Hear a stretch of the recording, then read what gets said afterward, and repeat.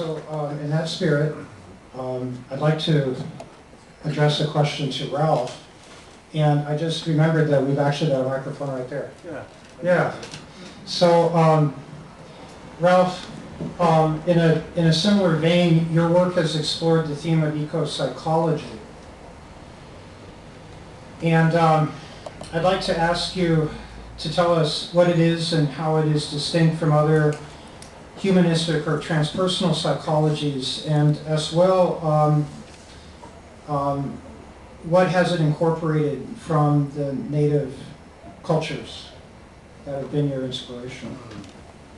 Yeah, well, the term eco-psychology was coined by Ted Rozak, who's a cultural historian, to signify that ecology needs to take psychology into account, because the ecological problems, the environmental problems that we face on Earth are caused by human beings and not by aliens from another planet or something. So attitudes that human beings have and the way they think about the world are leading to this disaster that we're living through.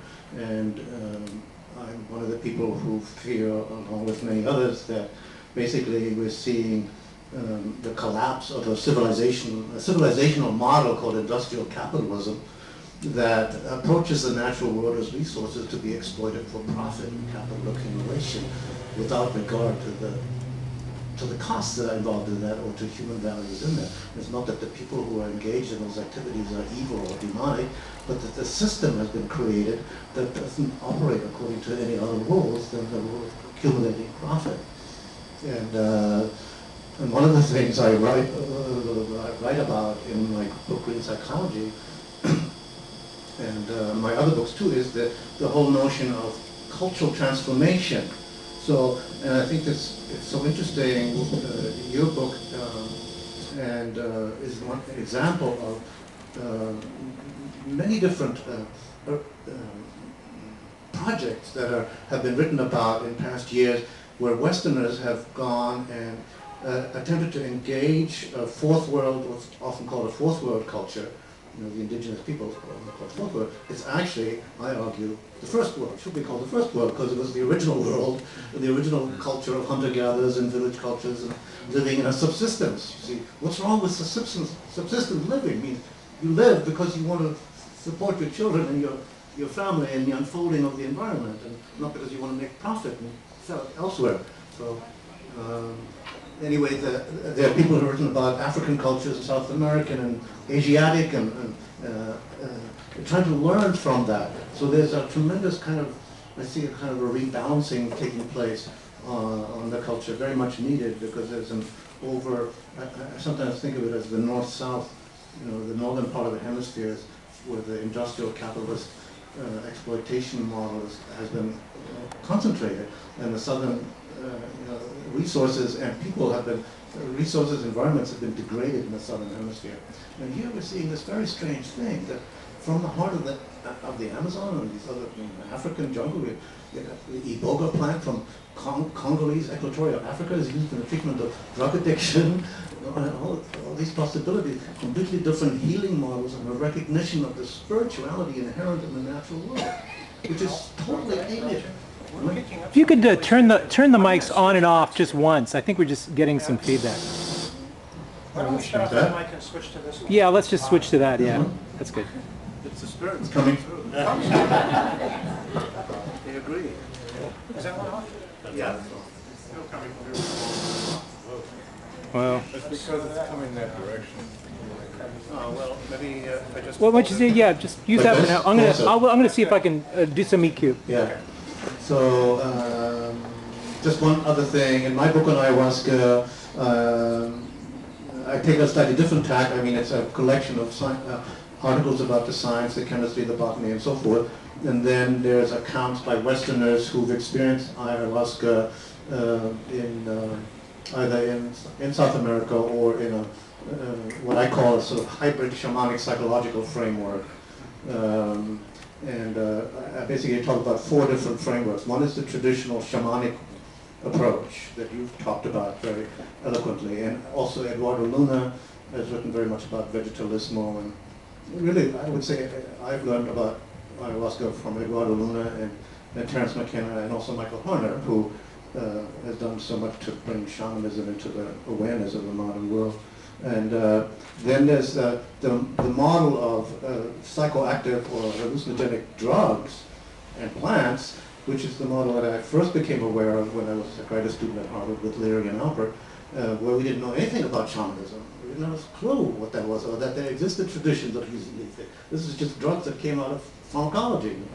And then there's this additional paradigm that I really appreciate that you also covered in your book, which is with ayahuasca. There are like no less than 3 indigenous folk religions based on ayahuasca in Brazil that incorporate ayahuasca. It's not a shamanic model. It's a celebratory kind of religious model of a community that takes ayahuasca like we would go to church and take communion.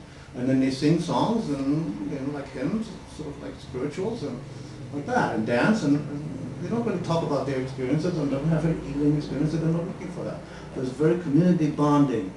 And then there's this the 4th model I would call this sort of hybrid shamanic psychological Westerners that are attempting to use these consciousness expanding drugs for psycho-spiritual growth purposes. So, You might want to try that mic again and see if it... does it still get... No. Okay. Never mind. We can just use that one mic, I guess. Okay. You just have to hold it. Yeah. So I'd like to branch off of that, Ralph, and kind of open it up both to you and Dale, my next question, but first to address it to Dale. Okay, so the plants are coming. Hallelujah. And I think it's time for all of us to pose the question, what role do, well, Dale, what role do you see plants in theogenic or otherwise taking in human consciousness, and how can they help us address our present environmental, ecological crisis? Can I stand up? I just need to stretch my legs.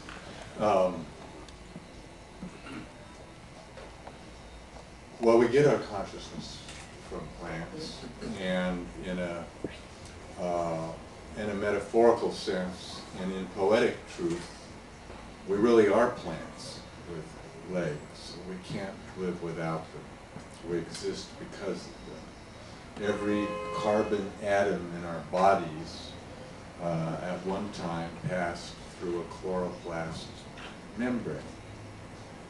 They're the ones that fix carbon and build organic molecules, and we're the beneficiaries.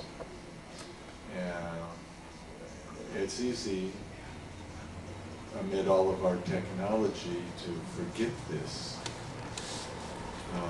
that somehow science and technology with intellect, we can support ourselves.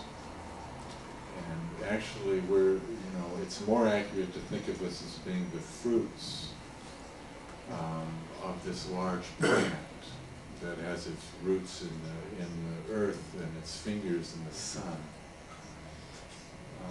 And where these kind of fruits that ripen and fall off, that have the ability to look back at them, and say, wow, it's green and red and it's beautiful. If there's any hope that the special selection of the mind plants, like the vine and the chacruna, or the sacred mushrooms, or all the mind plants all have their specialties, but there's one particular group that likes to play with consciousness in sort of a dimensional way. And if there's any hope that, it's a lot to lay on the shoulders of a plant to, save a forest. But maybe they can do a little something to us. They have shown the ability sometimes and often to tune people in to where they are.